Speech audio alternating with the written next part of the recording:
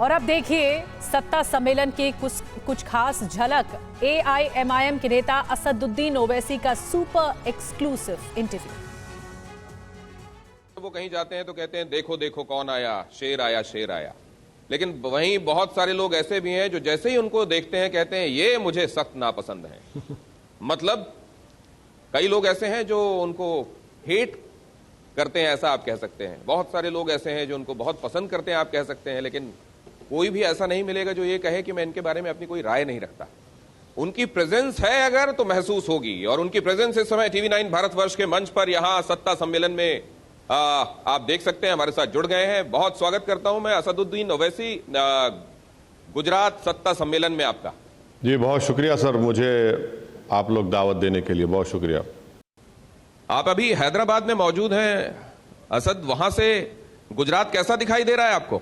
यह हैदराबाद में बैठकर नहीं, बल्कि मैंने गुजरात कई मरतबा आया हूं और आता रहूंगा। और 2002 के उस जेनोसाइड में भी मैंने कई मुकामात पर मेडिकल रिलीफ टीम के ज़रिए काम किया है, तो गुजरात को मैं थोड़ा बहुत जानता हूं। और वहां पर बहुत सी चीज़ों की ज़रूरत है, बहुत सी नाइंसाफ़ियों को ख़त्म करना है, बहुत से कमज़ोर तबक़ात को उनका रिप्रेजेंटेशन दिलाना है। तो इस तरह से मैं गुजरात को देखता हूं।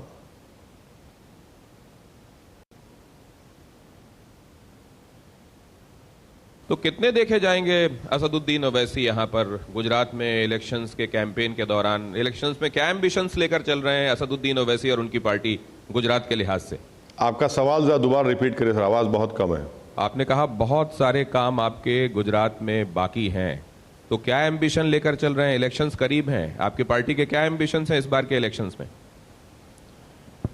नहीं, हम तो गुजरात के आने वाले विधानसभा में चुनाव लड़ेंगे, और हमारी पार्टी ने इस बात का ऐलान किया है कि जमालपुर खाड़िया से साबिर काबुलीवाला हमारे कैंडिडेट होंगे, सूरत ईस्ट से वसीम कुरैशी, और दानी लिमडा से हमारी बहन कौशिका परमार हमारी कैंडिडेट होंगी। और भी बहुत से विधानसभा के कॉन्स्टिट्यूंसीज़ में हम लोग अपने कैंडिडेट खड़ा करेंगे, और हमारी पूरी कोशिश है कि जनता के दरमियान में रहे और जनता का दिल जीत सकें। और हमारे पार्टी की कामयाबी के लिए हमको काम करना है, तो वो काम हो रहा है और उसमें और तेज़ी पैदा करना है। लेकिन जो लोग सियासत को देखते हैं, पॉलिटिक्स को ऑब्जर्व करते हैं, वो लोग ये कहते हैं कि असदुद्दीन ओवैसी चर्चा में रहना चाहते हैं, सुर्खियों में रहना चाहते हैं, पावर में नहीं। अब देखिए, अब पावर की अगर आप बात कर रहे हैं तो फिर जो लोग गुजरात में भाजपा की सरकार इतने 30 साल कितने साल हो गए जो पावर में है, वो हमको ये बता दें कि भैया गुजरात में ख़ास तौर से अल्पसंख्यक समाज और आदिवासियों में इलिटरेसी ज़्यादा क्यों है। वो ये बता दें कि सिर्फ 26% अल्पसंख्यक समाज मुसलमान के बच्चे मेट्रिकुलेशन क्यों कंप्लीट करते हैं, और हाई एजुकेशन में आते आते 2.88 क्यों होता है। वो हमको ये बता दें कि एक विधानसभा का खाली एग्ज़ाम्पल दे रहा हूँ, जूहापुरा विधानसभा, वहाँ पर पूरे गुजरात का कचरा और गुजरात के मेडिकल हॉस्पिटल का वेस्ट लाकर वहाँ पर डाला जाता है। आखिर क्यों डिस्टर्ब एरियाज़ एक्ट को ख़त्म नहीं किया जाता जब बीजेपी कहती है कि गुजरात में कोई दंगा नहीं हुआ? आखिर क्यों इस जूहापुरा में, नरीमनपुरा में ही ग्रीन जोन क्यों बना दिया गया? कितने गवर्नमेंट के स्कूल्स खोले गए? ये बहुत से मसाइल हैं। अब दूसरी बात, आप पावर की बात करते हैं। भाई हम पर इल्ज़ाम लगाते हैं जो कांग्रेस पार्टी हो या दूसरी पार्टी हो। भाई आप ये बता दें कि पावर का मतलब क्या है? कि आखिरी मरतबा एक मुस्लिम एमपी जीता था 1984 में।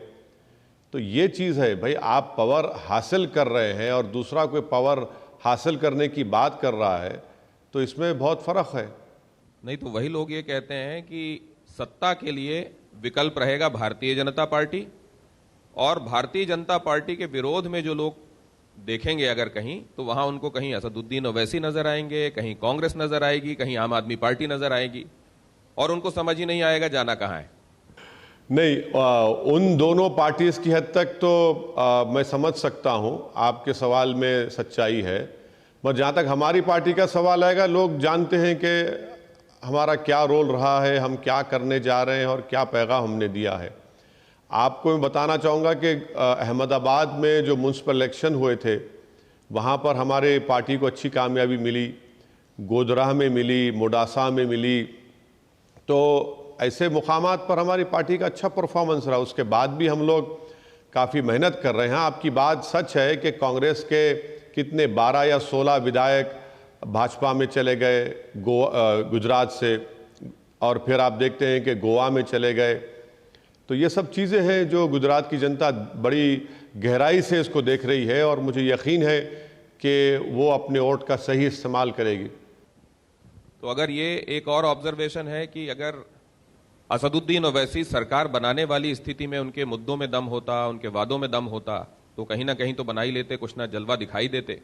और अगर वो नहीं है तो बाकी अगर कहीं कोई विकल्प है तो उसको कमजोर करके भारतीय जनता पार्टी की मदद करके चले जाएंगे।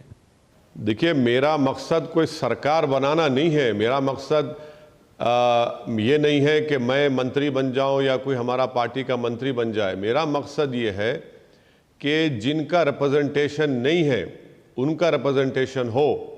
मेरा मानना यह है कि भारत के लोकतंत्र में, चाहे वो अल्पसंख्यक समाज के मुसलमान हो, आदिवासी हो, दलित हो, जब तक उनकी एक इंडिपेंडेंट पॉलिटिकल लीडरशिप नहीं होगी, उनसे इंसाफ नहीं होगा। तो ये समाज ने वोट डालने का काम किया, वोट लेने का काम नहीं किया। अब जो हम पर इल्ज़ाम लगाते हैं, वो इस इल्ज़ाम का मेरे इस बात का जवाब दें कि आपके 12 या 16 विधायक गुजरात में जीतकर बीजेपी में क्यों चले गए? क्या हमसे बात करके गए थे, या हमने उनको कुछ पढ़कर फूंक दिया था उनके चेहरे पर? गोवा में भाग जाते हैं, कहाँ का नहीं भाग जाते हैं। तो ये सिर्फ बौखलाहट की इनकी निशानी है, इसलिए वो परेशान होकर इस तरह के जुमले अदा करते हैं, इस तरह के इल्ज़ामात लगाते हैं। मध्य प्रदेश में कांग्रेस के विधायक भाग गए, सरकार उनकी चले गई। कर्नाटक में उनके विधायक भाग गए, बीजेपी की सरकार मध्य प्रदेश कर्नाटक में आ गई। तो ये उन पार्टीज को बताना है कि उनको वोट गुजरात की जनता क्यों ना दे, क्योंकि अगर उनको वोट देंगे तो वो जीतकर कांग्रेस भाजपा में चले जा रहे हैं।